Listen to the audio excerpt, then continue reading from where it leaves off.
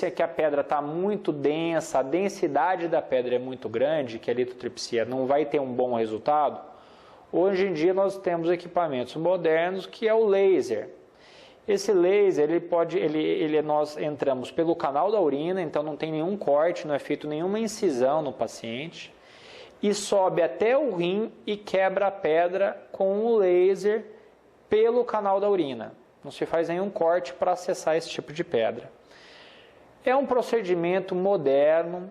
Hoje a maioria dos convênios estão solicitando, não está tendo grandes problemas para a utilização desse tipo de material, mas necessita de mãos habilidosas. Não é todo urologista que tem uma experiência para fazer a litotripsia, a laser.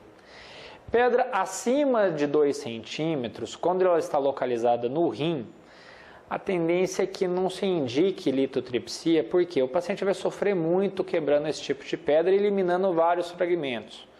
Aí se indica a nefrostomia percutânea. Se faz uma pequena incisão na região lombar e entra por essa pequena incisão até o rim. Chegando no rim, a pedra é fragmentada ou com laser ou com litotridor e é retirado esses fragmentos pela essa pequena incisão. Essa já é uma cirurgia mais antiga, que é feita mais habitualmente pelos urologistas e que é indicada acima de pedra de 2 centímetros localizada no rim. Bem, a grande questão hoje de tratamento, que a gente já falou alguma coisa um pouco rápida, mas já foi dito sobre tratamento, é a prevenção do cálculo. A tendência é que as pedras, elas são geralmente formadas por algumas situações. As principais são baixa ingesta hídrica, então tomar pouca água e predisposição genética. A dieta, ela tem um papel, mas não tão importante como pensava-se antigamente que tinha. A pedra, geralmente, ela é formada, 80% dos cálculos, ela é formada de oxalato de cálcio. Então, pensava-se que a diminuição da ingesta de cálcio e oxalato prevenia a formação da pedra. E não é bem assim que funciona. Você pode ter uma alimentação saudável, uma alimentação balanceada, pode ter o cálcio, leite inclusive é importante na alimentação. Agora, a recomendação é que se tenha o quê? Uma ingesta hídrica adequada de no mínimo 2 a 3 litros de água por dia, uma baixa ingesta de proteína e um alimento que é rico em citrato e o ácido cítrico, ele previne a formação da pedra, ajuda a prevenir, é o limão, a laranja. Então, em vez de ter o hábito de tomar refrigerante, se tiver um indivíduo que tem cálculo, além de muito líquido, tomar limonada, isso vai ajudar, e baixa ingesta de sal. Isso vai fazer bom tanto para a pressão quanto para a pedra. Então, o recado é muito líquido, comida com pouco sal, baixa proteína e limão e laranja, que é excelente para a formação do cálculo. Obrigado, um abraço.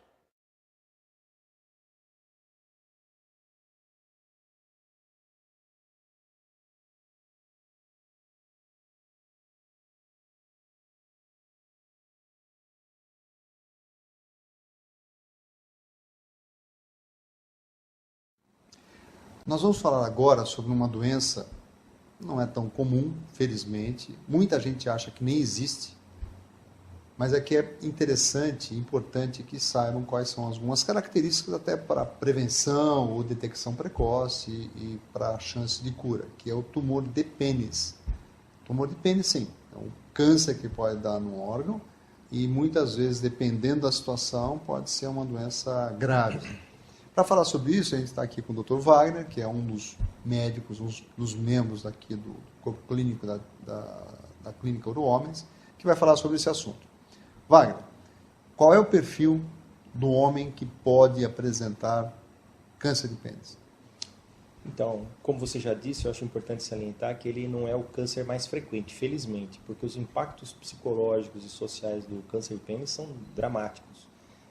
O perfil desses pacientes são pacientes com mais de 50 anos, 50, 70 anos de idade. São pacientes que tiveram ou têm uma vida sexual ativa até demais. São pacientes que às vezes têm no seu antecedente uma certa promiscuidade, assim, várias parceiras, várias relações sem cuidado, sem preservativo. Tem história no passado de doenças venéreas. Então, isso tudo entra no perfil desse paciente.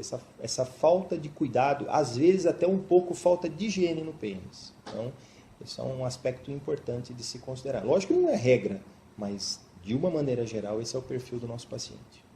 Ok. Existe alguma relação entre presença de fimose? Aliás, eu queria até que você explicasse o que é fimose, mas existe relação entre a fimose e o câncer de pênis? Sim. Então, a fimose que muitas mães nos procuram no consultório é quando não consegue aquela exposição da glande, né, da cabeça do pênis. Não consegue fazer uma exposição através da retração daquela pele. Isso é fimose. Existe sim, a fimose tem que ser tratada, tem que ser operada, porque se não conseguir remover aquela pele, fica uma sujeirinha ali que pode virar uma irritação crônica e uma lesão, um ferimento e um câncer. Não só fimose, é importante lembrar nos dias de hoje também que o HPV também é um vírus que pode estar relacionado com a etiologia do câncer de pênis. Pelo mesmo tudo que nós já citamos de vida sexualmente ativa, falta de cuidados e esse antecedente de doenças venéreas. Né? Mas só para a gente frisar, a fimose é só quando não expõe a cabeça do pênis ou a fimose também quando tem excesso de pele, mesmo expondo a cabeça? Bem lembrado, eu acho que é importante deixar bem claro isso. Quando existe uma exposição da glande completa, isso não é fimose. Isso é um excesso de pele. A fimose é quando não consegue essa exposição. O que é muito comum nas crianças, nos recém-nascidos, que exista uma aderência.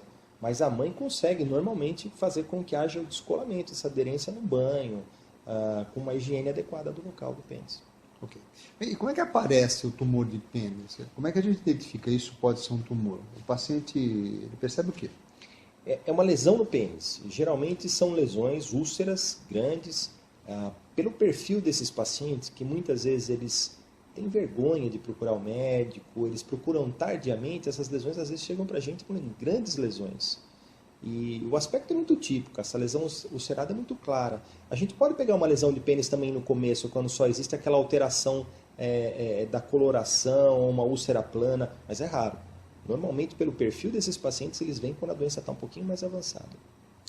E aí o próximo passo é fazer o quê? Vindo essa lesão, uma lesão que não cura, fica um tempo aí, qual é o próximo passo? O ideal é realizar uma biópsia. Então, nós de rotina realizamos uma biópsia dessa lesão, para confirmar se existe uma tumoração, um tumor de pênis, um carcinoma epidermoide, que é o mais frequente dessas lesões. Ok, então a biópsia mostrou lá o tumor, o câncer de pênis. Esse câncer, ele fica só no pênis, ele fica só na pele, ele pode infiltrar o corpo do pênis, pode pegar estruturas vizinhas. Como é que é a evolução? Esse é um tumor extremamente agressivo, que tem que ser tratado rapidamente, porque se a gente não tomar um certo cuidado no começo da doença, ele vai acometendo estruturas locais, ele vai crescendo no pênis, mas ele pode se desenvolver ínguas, né, os gânglios que a gente fala. Aliás, faz parte da cirurgia em alguns estadiamentos de fazer a ressecção desses gânglios, desses linfonodos, na região inguinal, na região pélvica, e ele pode dar metástase para outros órgãos, como o fígado, pulmão, que é muito comum, os ossos já é mais raro, mas pode acometer outros órgãos à distância. Ok, então para a gente evitar essa condição de disseminação da doença, que é uma condição incurável, né?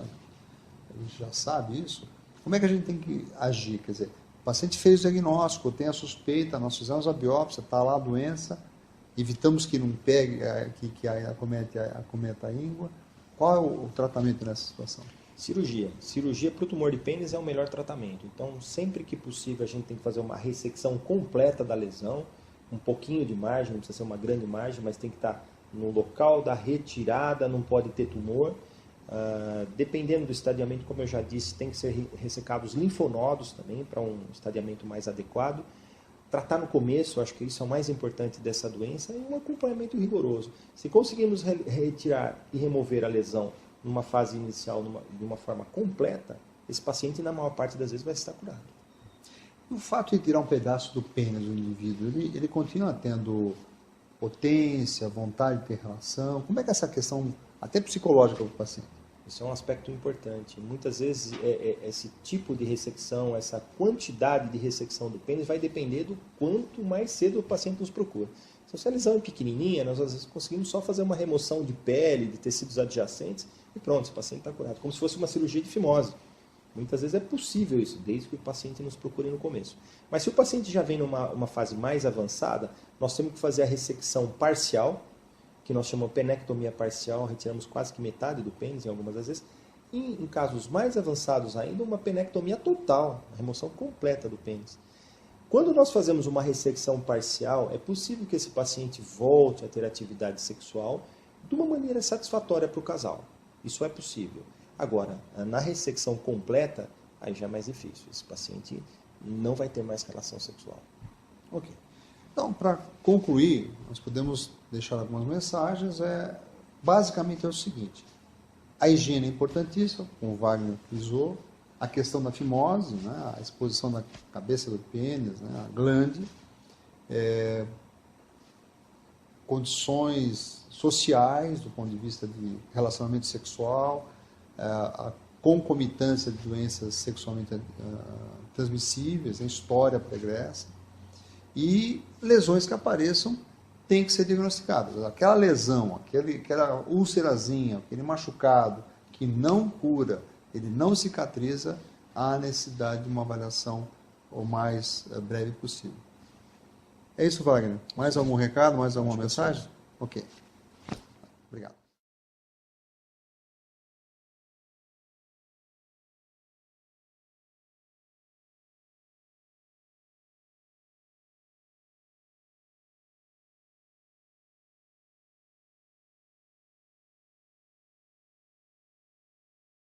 Ok. Bom, hoje nós vamos falar sobre um assunto importante e que é uma doença que ocorre com uma frequência não tão baixa na clínica de um urologista.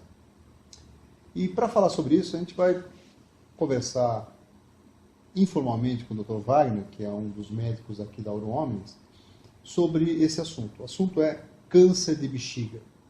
Então, eu já vou fazer algumas perguntas para o Dr. Wagner, no sentido de poder esclarecer alguns aspectos importantes. Wagner, qual é o perfil do paciente que pode ter essa doença, câncer de bexiga? Qual é o sexo, a idade, os sintomas? Queria que você abordasse um pouco essa questão. Então, o câncer de bexiga é o segundo tumor mais frequente aqui no nosso consultório. O primeiro é o câncer de próstata.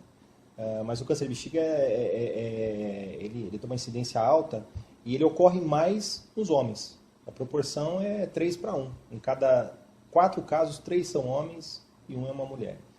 Normalmente é na sexta, sétima década de vida, ou seja, aos 60, 70 anos, que são mais frequentes que esses pacientes se apresentem para a gente. E um aspecto importante também relacionado ao câncer de bexiga é o cigarro. O tabagismo hoje representa 50% da etiologia, da ocorrência, né, da causa de câncer de bexiga. Existem outros aspectos também que estão relacionados, medicações, uso de corantes, algumas profissões. As profissões são importantes. Pacientes que trabalham com tinta, couro, asbesto, chumbo, ou seja, várias profissões com substâncias químicas que são inaladas, que vão para a corrente sanguínea e que chegam na bexiga. Então, essas são as principais. Esse é o perfil